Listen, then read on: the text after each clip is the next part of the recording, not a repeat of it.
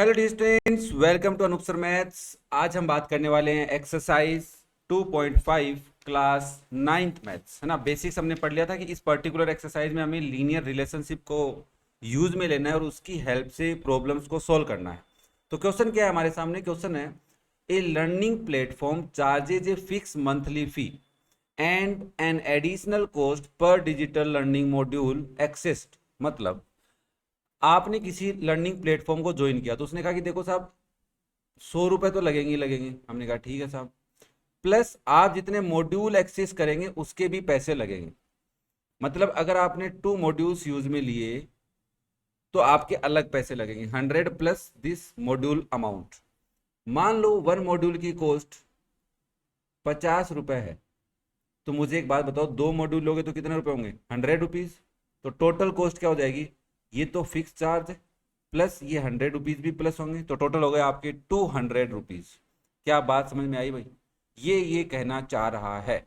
Okay, now a student observes that when she access 10 modules her bill was ₹400। तो हमने कहा for 10 modules, 10 module अगर हम use में लेंगे या कंसिडर करते हैं, देन बिल विल बी ₹400। क्या बात समझ में आ गई? ठीक है। When she accesses 14 modules, for 14 modules, अगर आप 14 मॉड्यूल्स यूज में लेते हैं तो आपका बिल क्या होगा? Then bill is ₹500। हमने कहा ठीक है, आगे बताइए। If the monthly bill y, मतलब बिल जो है उसको वाई से रिप्रेजेंट कर रहे हैं, depend on the number of modules accessed x, according the relation y equals to a x plus b, find the value of a and b. देखो ये कहना चाह रहा है कि आपका जो बिल है उसको आप y से रिप्रेजेंट करेंगे। हमने कहा ठीक है भाई। और जो मॉड्यूल्स है, नंबर ऑफ मॉड्यूल्स उसको आप x से रिप्रेजेंट करेंगे। मतलब एक मॉड्यूल का अमाउंट जो है ना, वो क्या है? x रुपए। तो हमें बताना क्या है? एक मॉड्यूल का रिलेशन बताना है, या फिर हमसे पूछ रहा है fix monthly fee and additional cost per digital learning module. क्या बात समझ में आ गई? तो कैसे करेंगे? देखो, आपने कहा कि सर वाई बिल बना कितने मॉड्यूल के लिए? 10 मॉड्यूल के लिए। और कितने रुपए हो गए? 400 रुपए। नंबर ऑफ मॉड्यूल पता है? हाँ, 10 है। तो एक मॉड्यूल की कॉस्ट क्या हो गई? इसको क्या बोल सकते हैं अपन? कॉस्ट ऑफ 1 मॉड्यूल फी। तो नंबर ऑफ मॉड्यूल्स को हटा देते हैं यहाँ पे और लिख देते हैं कॉस्ट ऑफ 1 मॉड्यूल। हमें दो चीजें पता करनी है। क्या पता करना है? फिक्स चार्ज और कॉस्ट ऑफ 1 मॉड्यूल। ए और बी कौन है हमारे? ये पता करने हैं, है ना। देखो यही तो समस्या थी हमारी एग्जांपल्स में कि सर एग्जांपल जब हमने पढ़ा था कि ए और बी कौन है, ये सब बातें, तो मैंने कहा कि देखो भाई, मैंने थोड़ी देर पहले लिखा था कि कॉस्ट ऑफ 1 मॉड्यूल की जगह ये क्या है? कॉस्ट ऑफ मॉड्यूल्स है। ठीक है। तो आपने कहा ए कौन है सर? फिर मैंने कहा यही तो बात समझनी है बेटा। तो ध्यान से अगर हम क्वेश्चन को पढ़े तो क्वेश्चन क्या कर रहा है? Number of modules exist is x. तो मैंने थोड़ी देर पहले सही लिखा था भाई, है ना। कोस्ट नहीं है, कोस्ट को ए और बी से रिप्रेजेंट कर रहा है, तो आप यहां पे क्या लिखेंगे? Number of modules are x. तो हमने कहा देखो भाई, मैं कह रहा हूं कि ए हमारा यहाँ पे क्या है? कोस्ट पर मॉड्यूल बोल सकते हैं, कोस्ट पर मॉड्यूल। क्यों भाई ऐसा क्यों बोला सर आपने? इसको बिल या फिर फिक्स चार्ज क्यों नहीं बोला? मैंने कहा देखो, ए एक्स लिखा होता है। ए एक्स क्या है? एक्स मतलब नंबर ऑफ मॉड्यूल। अगर नंबर ऑफ मॉड्यूल 1 है तो कॉस्ट मॉड्यूल की हो जाएगी ए रुपए। अगर नंबर ऑफ मॉड्यूल 2 है तो कॉस्ट हो जाएगी 2 इंटू ए। देखो एक्स की जगह 2 रखोगे तो 2 इंटू ए होगा कि नहीं होगा? अगर कॉस्ट नंबर ऑफ मॉड्यूल 10 है तो कॉस्ट ऑफ 10 मॉड्यूल्स क्या हो जाएगी? 10। एंड बी क्या है तुम्हारा? लेट कर लिया हमने, b is fix monthly fee, fixed monthly fee. हो सकता है किसी बच्चे को ये बात थोड़ी सी कम समझ में आई, उसको मैं दोबारा समझा देता हूँ। भाई आपके कह रहा है कि 10 मॉड्यूल के आपको इतने रुपए देने होंगे। इसके अंदर कौन है? इसके अंदर फिक्स चार्ज भी है, फिक्स्ड मंथली फी भी है, फिक्स फी भी है, प्लस कॉस्ट ऑफ मॉड्यूल्स भी है। जितने मॉड्यूल आपने यूज में लिए हैं उनके अकॉर्डिंग कॉस्ट ऑफ मॉड्यूल भी इंक्लूड है। सिमिलरली इसमें भी यही बात हो रही है। फिर हमें कह रहा है कि देखो बिल को वाई से रिप्रेजेंट कर रहे हैं और नंबर ऑफ मॉड्यूल्स को एक्स से रिप्रेजेंट कर रहे हैं, तो ए और बी की वैल्यू बताइए। अगर आपको ये ए और बी वाली लाइन यहाँ से लाइनें नहीं लिखता ना, तो अपना नॉर्मली ये एक वर्ड प्रॉब्लम बन जाता और लीनियर इक्वेशन के अकॉर्डिंग हम इसको सोल्व कर लेते। बट वो थोड़ा और डीपली समझाना चाह रहा है तुम्हें, तो आप यहाँ पे क्या लिखेंगे? अकॉर्डिंग टू क्वेश्चन, अगर मेरे मॉड्यूल 10 है तो 10A प्लस बी, बी कौन है तुम्हारा, फिक्स मंथली फी, तो ये मेरे बन गए टोटल 400 रुपए। तो इक्वेशन में हम रुपीज का सिंबल नहीं लगाएंगे, डायरेक्ट यहाँ पे क्या लिखेंगे बेटा जी, 400। This is your equation number 1।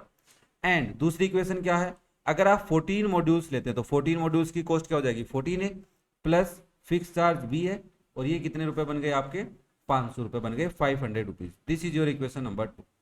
Okay, तो इक्वेशन कैसे बनाई ये समझ में आ गई ना। मैं इन इक्वेशंस को दोबारा लिखता हूं, 10A plus b equals to 400, और सेकेंड इक्वेशन आपकी 14A plus b equals to 500। अब मुझे इन दोनों इक्वेशंस को सॉल्व करना है। कैसे करेंगे, देखो किसी भी एक इक्वेशन से, चाहे आप इक्वेशन 1 की बात करें या 2 की बात करें, जैसे इस इक्वेशन से मैं अगर b की वैल्यू निकालूं, आप कह दोगे a की वैल्यू क्यों नहीं निकाल रहे सर, b की क्यों निकाल रहे हो। मैंने कहा देख भाई a का कोफिशिएंट है 10, तो जब मैं a की वैल्यू निकालूंगा तो 10 का डिवाइड करना पड़ेगा, और वो फ्रैक्शनल वैल्यू आएगी, इसलिए नहीं निकाल रहा। तो मैं यहाँ पे लिखूंगा बाय इक्वेशन 1, b की वैल्यू क्या हो जाएगी, 400 माइनस 10a हो गई। अब ये जो वैल्यू है ये मैं पुट कर दूंगा इक्वेशन नंबर 2 में, put value of b in equation 2, जिससे आपने वेरिएबल की वैल्यू निकाली है उसमें पुट नहीं करनी है। ओके, दूसरी इक्वेशन में करनी है। तो देखो 14A है प्लस b की वैल्यू रखेंगे, b की वैल्यू है 400 minus 10A, that is equal to 500। अब देखो 14A माइनस 10A सोल्व हो जाएगा, 400 को उधर भेज देते हैं, तो आपके पास बचा 14A minus 10A equals to 500 minus 400। 14 minus 10 कितना होता है, 4A होता है। 500 माइनस 400 100 होगा, तो A की वैल्यू क्या हो जाएगी आपकी 100 अपॉन 4, तो A इज 25। A इज 25 का क्या मतलब है कि सर जो A था वो था कॉस्ट ऑफ मॉड्यूल, मतलब एक मॉड्यूल की कॉस्ट थी, तो एक मॉड्यूल के कितने रुपए लग रहे हैं, 25 रुपीज लग रहे हैं। अब मुझे क्या पता करना है, कॉस्ट ऑफ बी पता करनी है। तो इस एक वेरिएबल की वैल्यू इक्वेशन 1 में पुट करो, 2 में पुट करो, या फिर इसको इक्वेशन 3 मान लो और इसमें पुट कर दो, वो तुम्हारी मर्जी है। तो हम लिखेंगे put a equals to 25 in equation 1, मान लो मैं इक्वेशन 1 में रख रहा हूं, तो 10 into a that is 25 plus b equals to 400, 10 into 25 is 250 plus b equals to 400। यहां से b की वैल्यू निकालेंगे तो ये 250 उधर जाके माइनस, तो 400 माइनस 250, तो b की वैल्यू आ गई बेटा 150। b 150 मतलब fixed monthly fee, fixed monthly फी कितनी है, ₹150। एंड ए और बी की वैल्यू पूछा था वैसे तो, बट फिर भी थोड़ा सा और समझा देता हूं। And cost of one module या पर मॉड्यूल बोल सकते हैं, वन मॉड्यूल इज ₹25। ओके, तो ये था आपका क्वेश्चन नंबर 1। नेक्स्ट देखो question number 2, A gym charges a fix monthly fee and an additional cost per hour for using the badminton court. मतलब एक आप जिम को ज्वाइन करते हैं, वो कहता है कि आप फिक्स मंथली फी तो लगेगी लगेगी, एडिशनल कॉस्ट लगेगी पर आवर के अकॉर्डिंग, अगर आप बैडमिंटन कोर्ट को यूज में लेते हैं या बैडमिंटन खेलते हैं। हमने कहा ठीक है। A student using the gym observe that when she use the badminton court for 10 hours her bill was ₹800। अगर बैडमिंटन कोर्ट को 10 घंटे काम में लेते हो तो आपका बिल अमाउंट कितना बनता है, 800 रुपीज बनता है।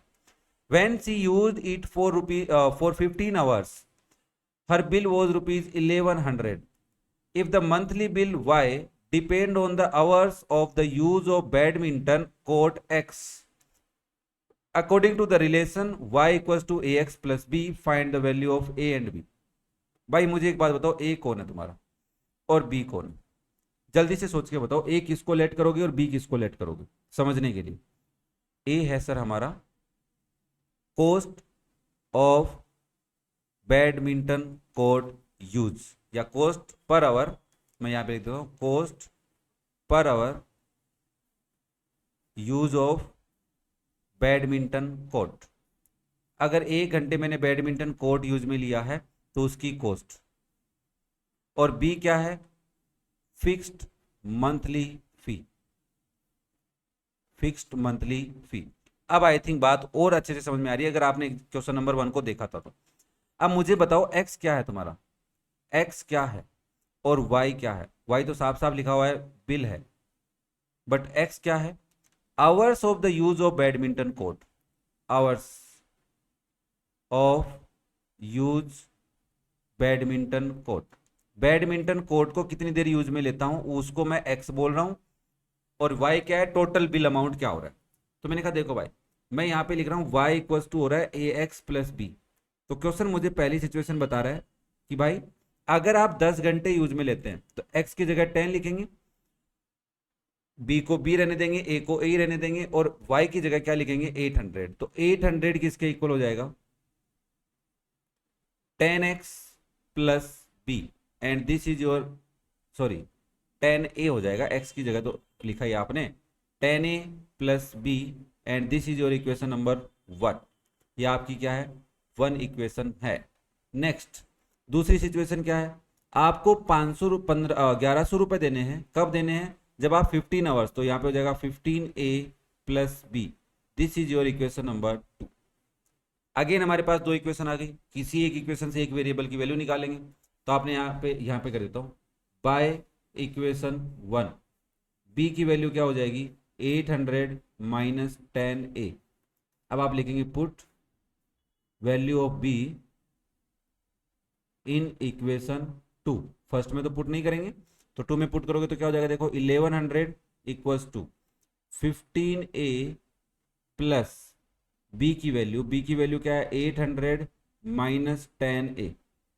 देखो 15a माइनस 10a सोल्व हो जाएगा, 800 को इधर ले आते हैं तो ये हो जाएगा 1100 माइनस 800, क्योंकि वहां पे प्लस का है ना 800, तो एलएचएस से आरएचएस या आरएचएस से एलएचएस में शिफ्ट करती हैं टर्म्स को, प्लस माइनस वाले को, तो साइन चेंज हो जाते हैं। और 15a माइनस 10a, क्या देखो मैं 15a माइनस 10a को 5a बोल सकता हूँ, इक्वल्स टू 1100 माइनस 800 इज 300। तो वैल्यू ऑफ ए क्या हो जाएगी 300 डिवाइड बाय 5, 60 रुपीज। ए की वैल्यू क्या आ गई भाई 60 आ गई। अब ए की वैल्यू कहाँ पुट करेंगे, इक्वेशन 1 में कर लेते हैं, put value of A in equation 1, उसको इक्वेशन 1 में पुट करते हैं। तो देखो जरा 10 into a plus b equals to 800, 10 into 60 क्या होगा 600 प्लस बी इक्वल है होगा 800 के, तो यहाँ से b की वैल्यू क्या हो जाएगी 800 माइनस 600, तो वैल्यू ऑफ b इज 200। अब बताओ b कौन था तुम्हारा, b था हमारा फिक्स मंथली फी, मतलब 200 रुपए तो लगेंगे ही लगेंगे। अब अगर तुमने 10 घंटे के लिए बैडमिंटन कोर्ट यूज में लिया है और 1 घंटे के 600 रुपए 60 रुपए लग रहे हैं, तो 10 घंटे के 600 रुपए लगेंगे, प्लस 200 रुपए 800 रुपए का बिल बनेगा, सही लिखा है। अगर 15 घंटे बैडमिंटन कोर्ट को यूज में लेते हो, 1 घंटे के 60 रुपए लगते हैं, तो 15 घंटे के कितने लगेंगे 15 इंटू 6 90, 900 प्लस 200 भी है, तो 900 प्लस 200 1100 होता है, तो ये भी आंसर सही बैठ गया अपना। क्लियर हुआ सबको, तो आई थिंक सो तुम्हें वर्ड प्रॉब्लम समझ में आ रही है। Next and last question number 3, consider the relationship between temperature measured in degree Celsius and degree Fahrenheit. मतलब टेम्परेचर को डिग्री सेल्सियस में मेजर किया और डिग्री फ़ारेनहाइट में मेजर किया, तो ऑब्वियसली दोनों की वैल्यू डिफरेंट होती है। Which is given by degree Celsius is equals to a into degree Fahrenheit plus b। मतलब डिग्री सेल्सियस किसके इक्वल होता है a into degree Fahrenheit plus b। अब आगे कह रहा है find a and b given that ice melt at 0 degree Celsius and 32 degree Fahrenheit. मतलब first case according to question degree Celsius की वैल्यू दे रखी है 0 एंड डिग्री फ़ारेनहाइट की वैल्यू दे रखी है 32। एक सिचुएशन बताइए उसमें, तो हमारी इक्वेशन क्या बनेगी बताओ बड़ा। तो आपने कहा sir 0 equals to a into 32, that is 32a plus b, that is our equation 1। दूसरी सिचुएशन क्या दी है उसने, वाटर बॉइल्स, मतलब वाटर बॉइल करेगा कब 100 डिग्री सेल्सियस पे। तो हमने कहा इसका मतलब डिग्री सेल्सियस की वैल्यू दे रखी है 100 एंड 212 डिग्री फ़ारेनहाइट, मतलब डिग्री फ़ारेनहाइट की वैल्यू क्या दे रखी है 212। तो इससे आप इक्वेशन क्या लिखेंगे बताओ जरा, 100 किसके इक्वल है 212 2a प्लस बी के इक्वल है। This is your equation number 2। Hint दे रखा है when degree Celsius is 0, degree Fahrenheit is 32, and when degree Celsius is 100, degree Fahrenheit is 212। Using this information to find A and B and thus the linear relationship between degree Celsius and degree Fahrenheit. हमने कहा ठीक है, equation बना ली। अब equation 1 से मैं B की value निकाल लूं, तो आप यहाँ पे लिखेंगे बाय इक्वेशन 1 बी की वैल्यू क्या हो जाएगी, 32a को इधर भेजेंगे तो 0 माइनस 32a होगा, यस और नो, और 0 में से किसी को भी माइनस करो वही वैल्यू आती है, तो minus 32a, this is your value of b, but actual value तो ये नहीं है। अब इस b की वैल्यू को हम इक्वेशन 2 में पुट कर देते हैं, पुट, या यहाँ पे बाय बोल सकते हैं, पुट भी बोल सकते हैं, कोई दिक्कत नहीं है। Put value of b in equation 2, क्योंकि इक्वेशन 1 से हमने b की वैल्यू निकाली। सर मैं इक्वेशन 2 से b की वैल्यू निकाल लूं, तो मैंने कहा कोई दिक्कत नहीं, निकाल सकते हो, तुम्हारी मर्जी। अब ये b की वैल्यू मैं इक्वेशन 2 में पुट कर रहा हूं, देखो जरा, 100 equals to 212a plus value of b minus में तो ब्रैकेट लगा के लिखेंगे, क्योंकि मैथ के अंदर प्लस माइनस 32a नहीं होता, ये लिखा नहीं जाता है, ये गलत माना जाता है, यहाँ पे ब्रैकेट लगाओ, है ना, तब सिंबल सही लिखा जाता है। ओके ना, अब बताइए भाई, यहाँ पे इस ब्रैकेट को सोल्व करेंगे तो क्या मैं इसको ऐसे लिख दूं, 212a minus 32a equals to 100। जब आप LHS इक्वल RHS है, अगर इन दोनों को, इसको इधर लिख देते हो और इसको इधर लिख देते हो, कंप्लीट को, RHS इक्वल LHS, तो साइन चेंज नहीं करने होते हैं, साइन सेम रहते हैं, साइन क्या रहते हैं, सेम रहते हैं। ओके, अब बेटा जब यहां से वैल्यू निकालेंगे तो पहले इसको माइनस करेंगे, तो देखो 212 में से 32 माइनस कर लेते हैं, तो 2 माइनस 2 0, 11 माइनस 3 8, एंड यहाँ से 1, 180a इक्वल्स टू 100, और a की वैल्यू क्या हो गई, 100 अपॉन 180। सबसे पहले 0 से 0 कैंसिल कर लेंगे, तो आपके पास बचा 10 अपॉन 18। क्या 10 अपॉन 18 को 2 से कैंसिल कर लें, तो आपने कहा 2 से कैंसिल करोगे तो ये 5 आएगा और ये 9 आएगा, तो वैल्यू ऑफ a क्या आ गई अपनी, 5 अपॉन 9। ठीक है, अब a तो आ गया, b की वैल्यू निकालनी है, तो इस a की वैल्यू को डायरेक्ट इसमें पुट कर दो, मान लो इक्वेशन नंबर 3 मान लिया मैंने इसको। ठीक है, तो इसके अंदर पुट कर लेते हैं अपन। तो देखो बेटा जी कैसे पुट करेंगे, पहले इसको इरेज कर लेते हैं। यहाँ तक बात क्लियर है भाई? देखो वीडियो पसंद आ रहे हैं, कॉन्सेप्ट समझ में आ रहा है, तो चैनल को सब्सक्राइब कर सकते हो, वीडियो को लाइक कर सकते हो, और प्यारा सा कमेंट करके बता भी सकते हो, अगर कोई चीज़ नहीं समझ में आ रही वो भी कमेंट करके बता सकते हो। ओके नाउ, तो आप यहाँ पे लिखेंगे put value of a in equation 3, तो आपके पास b की वैल्यू क्या हो जाएगी, -32 इंटू में 5 अपॉन 9। देखो 32 और 9 कैंसिल नहीं हो रहे, तो डायरेक्ट 32 को मल्टीप्लाई करना पड़ेगा 5 से, 5 2 जा 10 कैरी 1, 5 3 जा 15 और 1 16, माइनस लगा हुआ है, अपॉन में 9 आ जाएगा। This is the value of p। Okay, तो ये थे आपके क्वेश्चन नंबर 3, मतलब टोटल 3 क्वेश्चन थे इस एक्सरसाइज में, और उम्मीद करता हूँ यहाँ तक आपको कोई डाउट नहीं है। फिर भी अगर कोई डाउट है तो कमेंट करके पूछें, वीडियो पसंद आ रहे हो तो लाइक करें, शेयर करें अपने दोस्तों के साथ। Thank you.